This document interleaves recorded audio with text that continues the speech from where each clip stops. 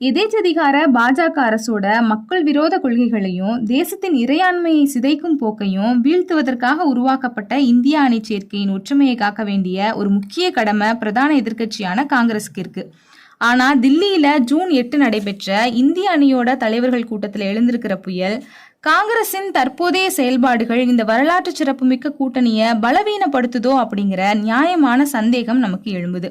குறிப்பா சொல்லணும் அப்படின்னா, அண்மையில நடைபெற்ற கேரளா சட்டமன்ற தேர்தலின் போது மார்க்சிஸ்ட் கம்யூனிஸ்ட் கட்சிக்கும் பாஜகவுக்கும் இடையே ரகசிய உடன்பாடு இருக்கிறதா, ராகுல் காந்தி மற்றும் மல்லிகார்ஜுன கார்கே போன்ற காங்கிரஸோட தேசிய தலைவர்கள் அப்பட்டமான அவதூறுகளை பரப்பியது அரசியல் முதிர்ச்சியின்மையினுடைய ஒரு மிகப்பெரிய வெளிப்பாடா இருக்கு.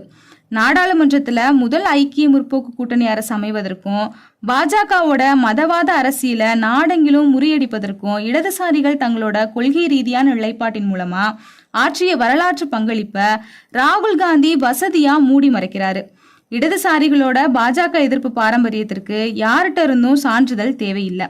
விழிஞ்சும் துறைமுகம் ஒப்பந்ததாரரா அதானிய கேரளாவுக்குள்ள கொண்டு வந்ததே காங்கிரஸ் கூட்டணி அரசு தான் அப்படிங்கிற ஒரு வரலாற்று உண்மையை மறைச்சிட்டு இடதுசாரிகள் மீது தொடர்ந்து பழி போடுறது அப்படிங்கிறது இந்திய அணியோட நம்பகத்தன்மையே குலைச்சிரும். காங்கிரஸோட இந்த அணுகுமுறை காரணமா திமுக மற்றும் ஆம் ஆத்மி போன்ற வலுவான கட்சிகள் ஏற்கனவே கூட்டணியை விட்டு வெளியேறி இருக்கிறது பெரும் பின்னடைவா மாறி இருக்கிற இந்த சூழல்ல அகிலேஷ் யாதவ் மற்றும் தேஜஸ்வி யாதவ் எழுப்பி இருக்கிற இந்த கேள்விகள் மிகவும் ஆழமானதா பார்க்கப்படுது.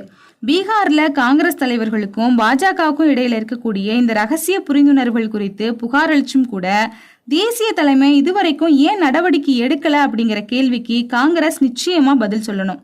மாநில கட்சிகளினுடைய பலத்தை ஒடுக்க நினைப்பது பாசிச எதிர்ப்பு கூட்டணிக்கு மிகப்பெரிய ஆபத்தா போய் முடியும்.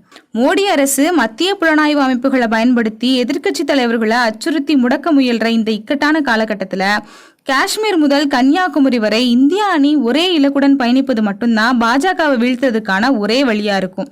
அதனால காங்கிரஸ் கட்சி தனது தற்காலிக தேர்தல் லாபத்திற்காக குறுகிய அரசியலையும் மேலாதிக்க போக்கையும் கைவிட்டுட்டு இந்திய அணி கட்சிகளை சமமா மதிச்சு கூட்டணியின் கூட்டு பொறுப்பை உணர்ந்து செயல்படணும்.